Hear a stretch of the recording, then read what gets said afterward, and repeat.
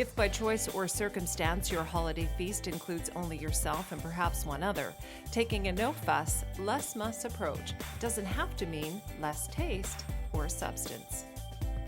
Jesse Croy, executive chef at Summerhill Winery, took the most simple of birds, a Cornish game hen, and cooked it in a way that hardly dirtied any dishes and still delivered on the flavors and smells of the season. It's a novel dish that didn't seem to require many master chef's skills. Why do something that's going to take a lot of pots and pans and dishes when you can do a slow cook method inside of a squash instead of using a pot? Poultry is traditional, and you like to stick with the smell of poultry and the poultry spices in the house. But this is something that you can do that takes a little less time, a little less effort, and there's way less leftovers, and the cleanup's a little easier because the bird's smaller. The next step is I have some chorizo here. What we're going to do is we're going to line the inside of this squash with chorizo, and we're going to build a little flavor here, a little spicy flavor. Here we have the hearts, or the leaves of the celery, and just a few garlic cloves, and those are going to go in to the pumpkin, just form another level layer of flavor. So this is a cipollini onion. It's a very, very sweet onion. It's kind of a squashed onion. It's very sweet, a lot of great flavor. So what we're going to do with this is we're going to start to prep our bird, and this is going to go into the cavity of the bird. Here's our game hen. So the first thing we want to do is we want to season the cavity. A little salt, a little pepper, and what I'm going to do is I'm going to place the cipollini onions inside of the cavity. So here we have some fresh rosemary. It's growing in a cute little pot. What I'm going to do is I'm going to stuff a little bit of the rosemary inside of the cavity, and then that's going to perfume the meat. Next up, we're going to season the bird before it goes into the squash.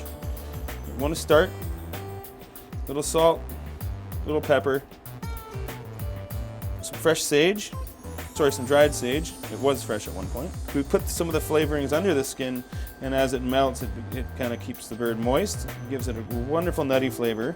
Okay, so we're going to go inside of the squash with the bird. Now, it looks like a tight fit. That's fine. Awesome. So a little fresh thyme. I like to jam along the top. And then we're going to grab a lemon. Integrate the lemon on top of the bird. Now, the lid goes on. Okay. Awesome. I'm going to cover with a little foil just to keep the squash from burning. Okay.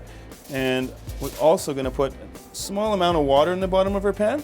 This is going to help to steam and cook it a little more evenly rather than roasting it straight away. You just need to keep your temperatures nice and low and don't do anything too aggressively. Keep it around the 325 to 350 range. You really can't screw up, right? It's a slow cooker meal, but it's inside of an edible vessel. Okay. Have a look at you. Cornish game hen, here we come. Now we're going to remove the hen from the squash. Just let it rest here. There's a couple things that you can do to cheat. You can warm the bird up with a little hot water first, just to take a few hours off the cooking time and cut down on the burning of the squash, making sure that cavity is up to temp before you put it in the oven. Test out some of your own tried and true spins on this idea. So this is our perfect Christmas dinner for two, our squash baked game hen, using the squash and all the winter vegetables.